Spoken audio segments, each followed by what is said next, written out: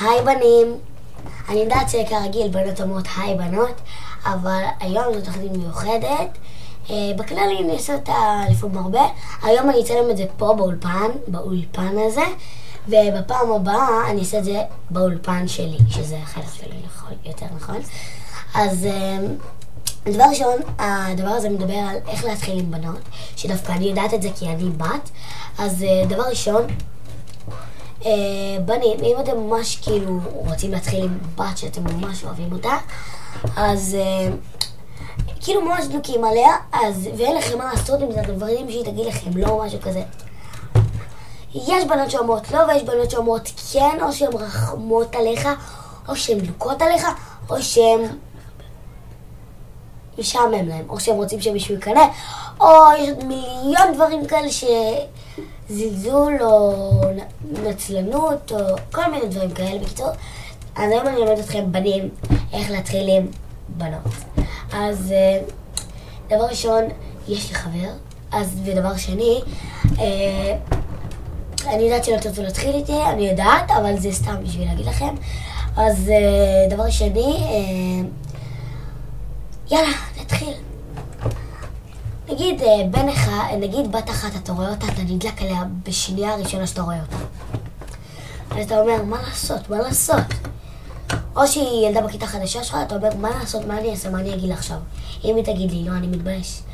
פשוט, במקום שתתנפל עליה כמו איזה, לא יודעת מה, כמו איזה יגואר שרוצה להתנפל על זברה או משהו כזה, אז תהיה יותר עדין. פשוט בהתחלה, אם נגיד היא תרצה או אתה תרצה, תגיד, תצרף אותך למשחק שלך, או של כמה בנות אחרות, או של כמה חברים שלך, או משהו כזה, ולאט לאט תתחילו יותר להסתובב, תתחילו קצת לחבב אחד את השני, ופשוט תתחילי, כאילו, לאט לאט תהיו חברים טובים מאוד, ומתי שתתחילו להיות חברים ממש טובים, אז תשאל אותה, את רוצה להיות חברה שלי? ומניסיון שלי, כן, היא תגיד לך כן, או שהיא תגיד, אני אחשוב על זה של בנות, זה אומר כן, כאילו להיות קשה להשגה כזה, ויש עוד דרכים רבות מאוד, אבל בסרטון הבא שלי אני אראה לכם, כאילו באולפן הבא שלי, אני אגיד לכם ההמשך ועוד יותר דברים מגניבים. יאללה, ביי בנים, ובשבילכם אני אשים לכם שיר שאני ממש אוהבת.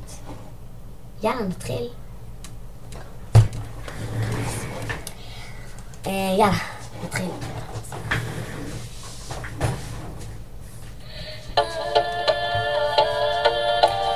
מקווה שמאוד שנהנתם, אז אם לא נהנתם תכתבו לי בתגובות שאני אשפר יותר בפעם הבאה. אם נהנתם אז תמשיכו לצפות. יאללה, ביי!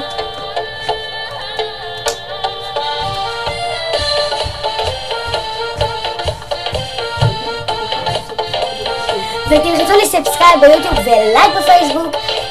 מקווה מאוד שנהנתם. ביי. עוד פעם אני אגיד את זה. ביי. ביי!